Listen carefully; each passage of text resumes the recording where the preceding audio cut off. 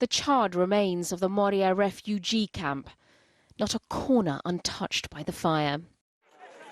On the surrounding roads, thousands of people, former inhabitants of Moria, crowded with the little they had left. Vulnerable, exhausted, stranded. A humanitarian catastrophe for those already stricken by hardship.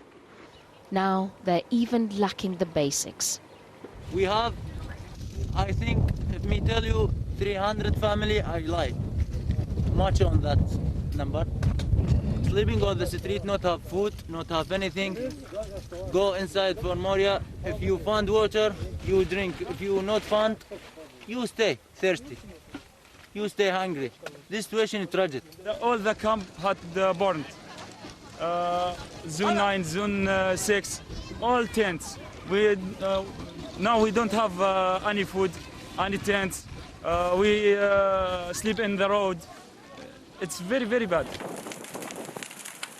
These were the fires that ripped through the camp. Moria was home to more than 12,000 people, more than 4 times its capacity. And it was notorious for its dilapidated conditions. Authorities said the fires had been deliberately started by inhabitants.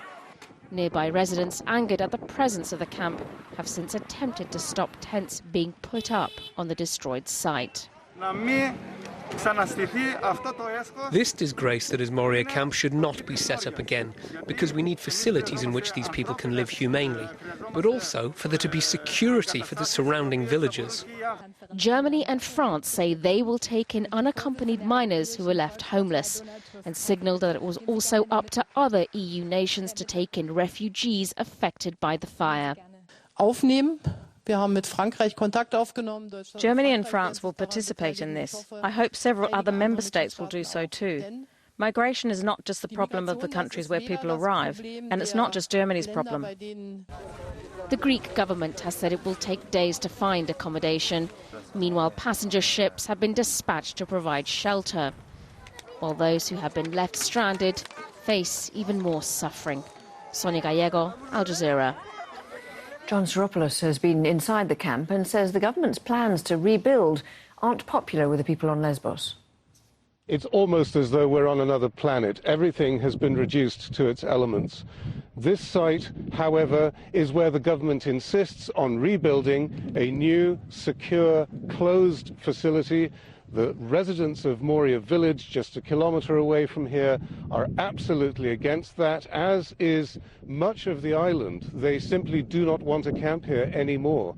The government says that is the wrong choice, that the islanders' resistance to such a camp is actually causing part of the problem. It has prevented the government from building a better facility. The refugees, however, are frankly agreed with the islanders. They want to leave too.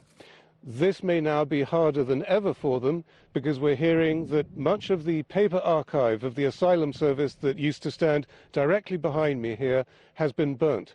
And that may mean that a lot of people are stuck here for months longer than they would be, because the records determining whether they would be granted asylum and allowed to move to mainland Greece, or whether they would be deported back to Turkey, are now gone, and many of those applications will have to start from scratch.